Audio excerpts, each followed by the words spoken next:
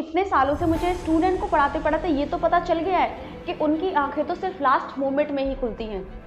डर लग रहा है ना कि अब क्या होगा, सिलेबस पेंडिंग डला है, रिवीजन हुआ नहीं और क्या होगा अब। और याद आ रहा है क्लास 10th का वो फर्स्ट डे जिसमें इतने जोश के साथ स्टार्टिंग करी थी। क्यों, याद आ रहा है या नहीं? बट टेंशन नॉट, क्योंकि मैं हूं ना यहाँ पर। अभी भी कुछ नहीं बिगड़ा, अभी भी हम बहुत कुछ अचीव कर सकते हैं। जिस जोश के साथ हमने स्टार्टिंग करी थी उसी जोश के साथ हम एंड भी करने वाले हैं। बट वीडियो स्टार्ट होने से पहले ये ज़रूर श्योर कर लेना कि ये सिर्फ आपका फाइनल कॉल है।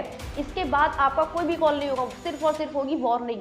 क्योंकि सितंबर में नहीं किया कोई बात नहीं, अक्टूबर में नहीं किया कोई बात नहीं, नवंबर में नहीं किया तो भी कोई बात नहीं, लेकिन अब ये दिसंबर है, जनवरी की शुरुआत होने वाली है। तो आपको डिसाइड करना है कि एक्शन लेना है कि या नहीं, या फिर इस वीडियो की तरह ही और वीडियो को देखकर सिर्फ और सिर्फ स्क्रॉलिंग में फंस जाना है।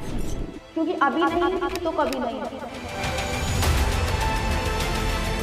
तो नमस्कार स्टूडेंट, मैं हूँ Radhika Singh from make real achievement और आज हम स्टार्ट करते हैं the final comeback. So let's together make your achievement real and let's get started. तो जैसा कि हमें पता है कि टाइम हमारे पास बहुत कम है और सिलेबस बहुत ज़्यादा, इसलिए सिर्फ 4 टेक्निक बताऊंगी जिसमें आपका रिवीजन, प्रैक्टिस और सिलेबस पूरा का पूरा खत्म। बस शर्त यह है कि आपको इस वीडियो को सिर्फ देखना नहीं है, इन स्ट्रेटेजीज को अप्लाई भी करना है।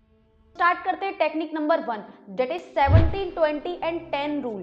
तो इसमें आपको क्या करना है कि अपने सिलेबस को 3 पार्ट्स में डिवाइड कर लेना है। सबसे पहला पार्ट होगा जिसमें तुम बताओगे कि हाईली इंपॉर्टेंट टॉपिक्स क्या है। दूसरे पार्ट में आप उन टॉपिक्स को डालोगे जो मीडियमली इंपॉर्टेंट है। देन हमारे थर्ड में जाएंगे रियरली आस्क्ड टॉपिक्स, जो कि बहुत कम पूछे जाते हैं, कभी कभार पूछे जाते हैं। इसमें आपको 70% टाइम देना है मोस्ट इंपॉर्टेंट चैप्टर को, यानी मोस्ट इंपॉर्टेंट टॉपिक्स को देना है। देन आपको 20% टाइम देना है उन टॉपिक्स को जो मीडियमली इंपॉर्टेंट है।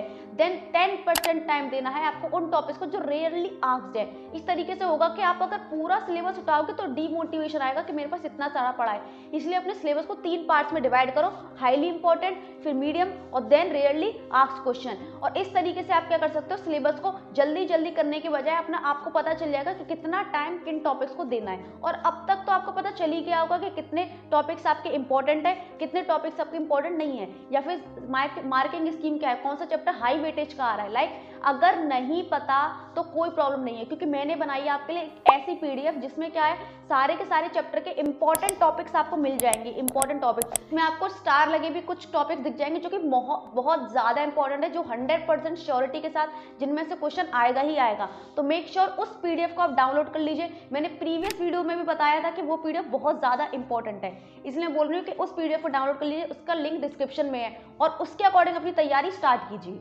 देन अब हम टेक्निक नंबर 2 की बात करेंगे कि इसको पढ़ना कैसे है। सिलेबस तो हमारा डिवाइड हो गया, देन इसको पढ़ना कैसे है। तो इसके लिए हम यूज करने वाले हैं 40, 40 एंड 20 रूल। इसके अकॉर्डिंग क्या करेंगे, हम 2 घंटे से ज्यादा इफेक्टिवली पढ़ सकते हैं विदाउट एनी बर्नआउट। इसमें आपको क्या करना है कि पहले 40 मिनट्स आपको कॉन्सेप्ट पढ़ना है। कोई भी चैप्टर जब आप उठाओगे, कोई भी टॉपिक आप उठाओगे तो पहले आपको कॉन्सेप्ट पढ़ना है उसका 40 मिनट, देन 10 मिनट्स आपका रेस्ट हो जाएगा। देन अगले 40 मिनट में आपको उसके PYQ सॉल्व करने हैं कि उस कॉन्सेप्ट पर कितने PYQs बन रहे हैं। जितने ज्यादा PYQ सॉल्व हो सकते हैं 40 मिनट तक, उतने ज्यादा करने की कोशिश करो। और देन 10 मिनट का ब्रेक। और देन लास्ट 20 मिनट में आपको क्या करना है, लास्ट 20 मिनट आपको बहुत इंपॉर्टेंट होने वाले हैं, क्योंकि ये आपका असली आपको मिरर दिखाएंगे कि आप कितना जानते हो उस चैप्टर को।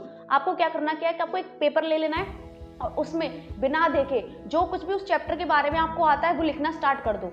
इससे क्या होगा कि आपका शॉर्ट नोट्स तो प्रिपेयर हो ही जाएंगे, प्लस इससे पता चलेगा कि आप क्या चीज़ भूल रहे हो, क्या चीज़ आपने भूली, मतलब उस चीज़ पर और एफर्ट्स डालने की ज़रूरत है। इससे आपका क्या होगा कि लर्निंग, प्रैक्टिस और रिवीजन, इस टेक्निक से तीनों के तीनों एक ही बार में फिनिश हो जाएंगे। तो आपको जो थर्ड वाला स्टेप है वो बहुत इफेक्टिवली यूज़ करना है। देन हमारी थर्ड स्ट्रेटेजी होने वाली है 3 पेज स्ट्रेटेजी। ये स्ट्रेटेजी मैंने भले ही तीसरे नंबर पे बताई है, बट ये आपको डे 1 से ही स्टार्ट करनी है, यानी कि जब आप सीरियसली पढ़ना स्टार्ट करोगे, और वो आपको आज से ही करना है। तो करना क्या है इसमें आपको 3 पेज लेने हैं, 3 शॉर्ट पेज लेने हैं, या फिर आपको 3 स्टिकी नोट्स भी ले सकते हो। तो जब भी आप चैप्टर को पढ़ो तो आपको क्या करना है कि पहले पेज पर आपको लिख लेना है उसके इंपॉर्टेंट कीवर्ड्स, उसके इंपॉर्टेंट फॉर्मूले, या फिर उसके इंपॉर्टेंट रिएक्शन हो, या फिर कोई भी ऐसे इक्वेशन मैथ्स की जो आपको लर्न करनी है। तो उसमें आपको क्या करना है, जब कॉन्सेप्ट पढ़ो तो पहले पेज में आप ये लिख सकते हो इंपॉर्टेंट कीवर्ड्स, फॉर्मूले और ये सब। देन सेकंड पे जाओगे तो तब आप PYQ सॉल्व करने वाले हो, जैसे कि मैंने आपको पहले भी बताया कि कॉन्सेप्ट पढ़ने के बाद PYQ सॉल्व करते हैं। तो जब PYQ सॉल्व करो तो आपको आपको सेकंड पेज पे लिख लेना है कि पीवाईक्यूज का पैटर्न क्या चल रहा है, कौन से टॉपिक बार बार पूछे जा रहे हैं और किन चीज़ों को आप बार बार रियलाइज कर रहे हो कि हाँ ये तो मैंने पढ़ा है, ये तो मैंने पढ़ा है, या फिर कौन से क्वेश्चन आपके मल्टीपल टाइम्स आपको रिपीट हो रहे हैं। तो इस तरीके से आपको क्या करना है, उस सेकंड पेज पे लिख लेना है। देन आता है थर्ड पेज, जो कि बहुत इंपॉर्टेंट है। जब आप पीवाईक्यू सॉल्व कर रहे हो, जब आप उस चैप्टर को पढ़ रहे हो, देन आपको देखना है कि आप मिस्टेक किस चीज़ में कर रहे हो। जब आपने पीवाईक्यू सॉल्व किए तो आप क्या चीज़ बार बार भूल रहे हो, राइट, क्या चीज़ बार बार भूल रहे हो, कौन सी चीज़ है जिसमें आप बार बार गलती कर रहे हो, तो उन मिस्टेक्स को लाइन से लिख लेना है। तो इस तरीके से आपके तीन नोट्स बन जाएंगे, शॉर्ट पेपर में आपके तीन नोट्स बन जाएंगे और इन 3 नोट्सों को क्या कर लेना है, उस चैप्टर के स्टार्टिंग या फिर उस चैप्टर के एंड में चिपका लेना है। अब इससे होगा क्या, अब इससे होने ये वाला है कि जब भी आप उस चैप्टर को दोबारा रिवीजन के लिए खोलोगे या फिर जब आपको वन शॉट लेना है, जल्दी से आपको रैपिड रिवीजन करना है उस चीज़ का, तो सिर्फ आपको पूरा चैप्टर देखने की जरूरत नहीं है। सिर्फ आप पहला वाला स्टिकी नोट देखोगे कि जिसमें आपने क्या लिखा है, जिसमें आपने लिखा है इंपॉर्टेंट फॉर्मूले, कीवर्ड, जिसमें आपको पता चल जाएगा कि हाँ मुझे ये तो जरूर पढ़ के जाने हैं। देन सेकंड में आप देखोगे कि पीवाईक्यूज पैटर्न क्या था, तो आपको पता चल जाएगा कि हाँ मैंने जब पीवाईक्यू सॉल्व करे थे तो ये वाले जो क्वेश्चन थे वो बार बार मल्टीपल टाइम्स रिपीट हो रहे थे, या फिर ये वाले टॉपिक्स मल्टीपल टाइम रिपीट हो रहे थे। और देन थर्ड में आपको पता चल जाएगा कि मैं इस चैप्टर में क्या क्या भूल रहा था, मतलब आपको पता चलेगा कि मेरी मिस्टेक्स कहाँ थी। तो इस तरीके से एक स्मार्ट रिवीजन हो सकता है आपका विदाउट उस चैप्टर को देखे। उस सिर्फ आपको उन तीन पेजेस को देखना है या फिर 3 स्टिकी नोट्स को देखना है उनको, जिसमें आपने ये सब लिखा हुआ है। देन आपको पूरे चैप्टर का आपको पता चल जाएगा कि आप इस चैप्टर में कैसे हो। अगर ज़्यादा मिस्टेक है तो ज़्यादा एफर्ट्स डालो, ज़्यादा पीवाईक्यूज में ऐसे टॉपिक आ रहे हैं जो इंपॉर्टेंट है उनको बहुत अच्छे से पढ़ के जाओ, और कॉन्सेप्ट इंपॉर्टेंट फॉर्मूले वगैरह को रट लेना बिल्कुल अच्छे से। तो इस तरीके से आप एक स्मार्ट स्ट्रेटेजी के थ्रू चैप्टर को दोबारा रिवाइज कर सकते हो। और इस टेक्निक को अप्लाई जरूर करना है क्योंकि बहुत ज़्यादा इफेक्टिव टेक्निक है, क्योंकि जिन जिन स्टूडेंट्स को मैंने ये बताई है, जिन जिन स्टूडेंट ने ये अप्लाई करी है, उनका स्कोर हमेशा बढ़ा ही है।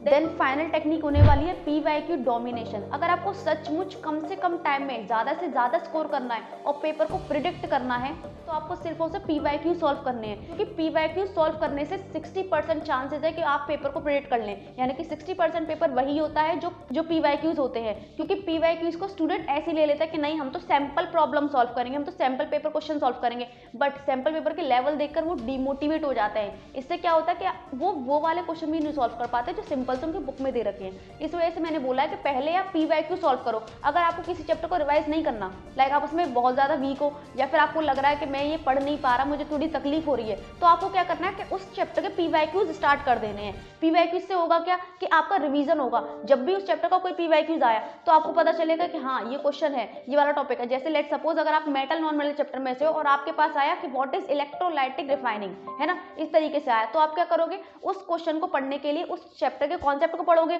देन उस कॉन्सेप्ट को जैसे ही आप पढ़ोगे वैसे ही आपको पता चल जाएगा, यानी कि आपका कॉन्सेप्ट तो पढ़ ही लिया आपने, प्लस आपका पीवाईक्यूज यानी क्वेश्चन भी सॉल्व हो गए। जैसे जैसे और आगे बढ़ोगे तो आपको पता चलेगा रोस्टिंग क्या होता है, कैल्सिनेशन क्या होता है, ये वाला और क्या होता है, वो वाला और क्या होता है। तो इसमें आपको पता चलेगा कि आप पीवाईक्यूज भी संग के संग सॉल्व करते जा रहे हो, प्लस आपका जो कॉन्सेप्ट आपको समझ में नहीं आ रहा था वो भी आपका होता चला आ रहा है। तो इसका मतलब ये है कि पीवाईक्यूज से आप डबल, एक तीर से 2 निशाने लगा सकते हो। मतलब कैसे, रिवीजन भी हो जाएगा आपका और दूसरा पीवाईक्यूज सॉल्व करके आप पेपर को प्रिडिक्ट कर लोगे। तो मैंने बताया कि आपको पीवाईक्यूज करना बहुत ज़्यादा इंपॉर्टेंट है, क्योंकि अगर आपने हर चैप्टर के 20 से 25 पीवाईक्यूज सॉल्व कर दिए तो आपके लिए 60% पेपर प्रिडिक्टेबल हो जाएगा। यानी कि आपको वो वही क्वेश्चन वो पेपर में देखेंगे जो आपको देखना चाहते हो या फिर जो आप सॉल्व करके आए हो। इसीलिए मेक श्योर कि आप पीवाईक्यूज जरूर सॉल्व करो। सैम्पल पेपर सॉल्व करना है, मैं नहीं बोल रही कि सैम्पल पेपर सॉल्व मत करो, बट टाइम बचता है तो आप उसे एंड में उठाना। बट पहले आपको कॉन्सेप्ट पढ़ना है, देन आपको पीवाईक्यूज सॉल्व करना है। और अगर किसी चैप्टर के कॉन्सेप्ट नहीं पढ़ पा रहे हो तो पीवाईक्यूज डायरेक्ट स्टार्ट कर लो। इससे आप उसका कॉन्सेप्ट भी पढ़ लोगे और आप उसका रिवीजन भी कर लोगे। समझ में आया? तो पीवाईक्यू डोमिनेशन आपके स्कोर को बढ़ाने में बहुत ज़्यादा इंपॉर्टेंट रोल प्ले करेंगे। अगर वास्तव में कोई स्ट्रेटेजी है जो कम से कम समय में ज़्यादा स्कोर आपको करवा सकती है तो वो यही वाली है, पीवाईक्यू डोमिनेशन। इन टेक्निक को अप्लाई करके आप बहुत अच्छा स्कोर कर सकते हो। सिर्फ आपको करना क्या है, इनको फॉलो करना है पूरी मेहनत और फोकस के साथ, क्योंकि जितना ज़्यादा फोकस और जितनी ज़्यादा मेहनत से आप पढ़ोगे उतना ही आप अच्छा स्कोर कर सकते हो। इसीलिए अपने सेल्फ स्टडी के टाइम को बढ़ा दो, क्योंकि इन टेक्निक्स को अप्लाई करने में टाइम लगेगा।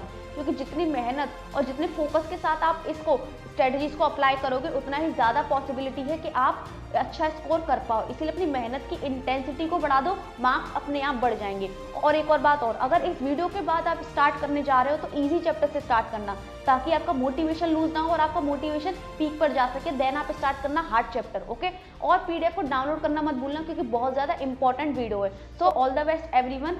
बने रहिए एमआर्स के साथ।